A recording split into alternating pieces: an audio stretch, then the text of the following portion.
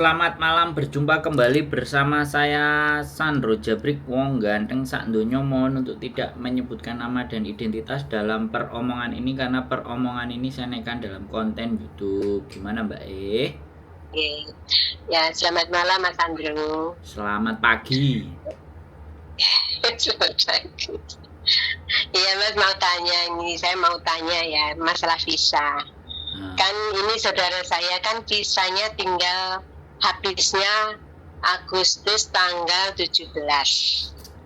Wah, Terus dia di Indonesia Merdeka. Ya, gimana? 17 Agustus Indonesia Merdeka. Iya. Oh iya, pas Indonesia Merdeka ya. Lupa aku. Iya, tanggal 17 Agustus. Terus dia itu tanggal 25 sampai tanggal 1 disuruh pulang ke Indonesia. Disuruh cuti. 17 Agustus. 17 Agustus finish. Ya. Terus cuti tanggal 25 bulan Juli ini sampai tanggal 30. 25 sampai 30. 5 hari. Ya. Ya, 5 hari apa 6 hari gitu. Soalnya majikannya ke Jepang. Ini dia dalam tahap renew. Oh, ini posisinya mau renew. Oke, terus? Ya. Terus majikannya nyuruh dia cuti tanggal segitu. Terus yang mau ditanyakan gini Mas Andro, nanti kalau masih bisa pulang ke sini lagi, sedangkan itu visanya kan nanti otomatis kalau udah di Indonesia tinggal 17 hari ya, sekitar 20-an hari. Dia berapa tahun dimajikan? Ini yang terakhir ini, yang majikan ini baru 2 tahun.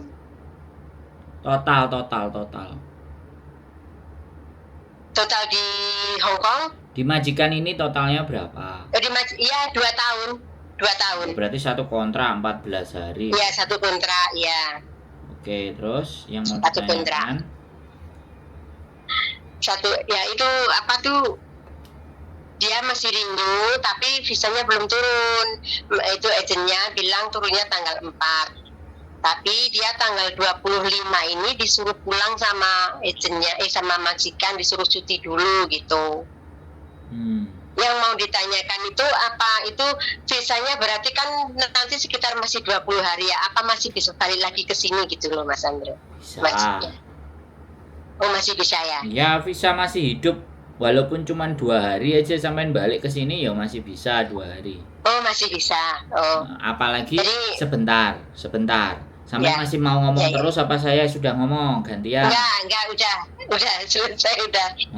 Makasih. Kalau nanya sama saya begitu, harus gantian ngomongnya, oke? Oke.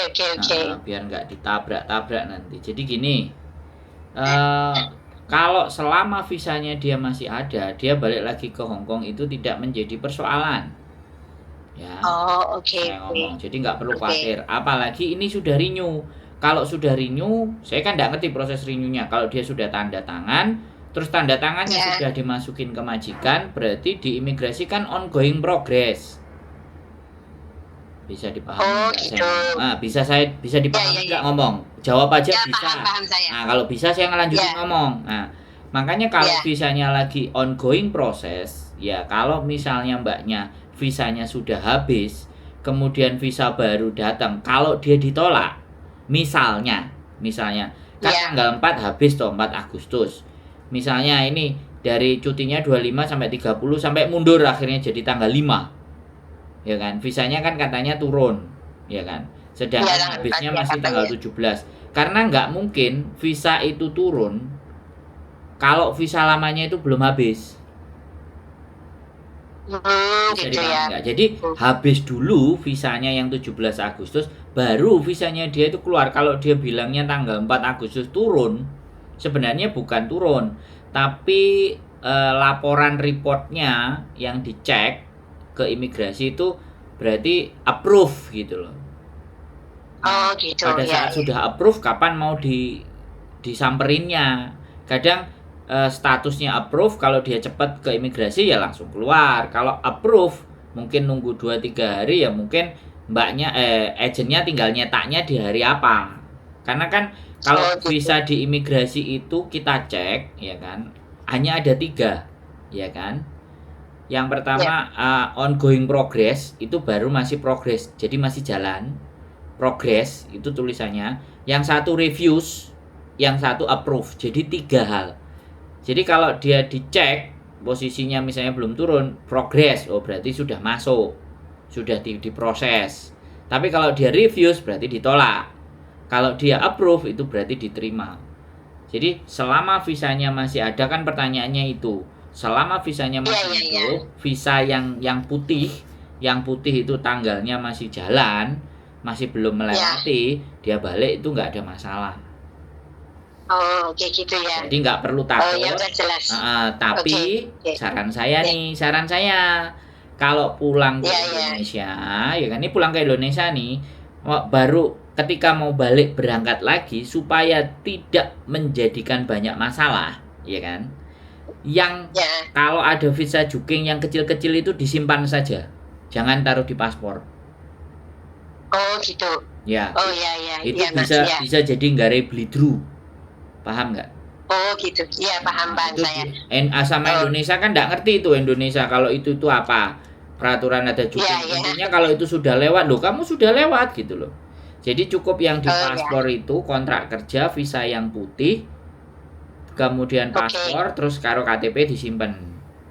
Ya, yang kecil-kecil kayak jutking itu udah singkirin aja. Oh oke ya. Ya jelas Mas Andre ya, makasih banyak ya Mas Andre ya. Nah, disingkirin aja. Nanti udah nyampe di Hongkong, di Hongkong distatus lagi. Indonesia kok bleed-through, oke? Oke, makasih Mas Andro, makasih banyak. Selamat malam, assalamualaikum. Salam.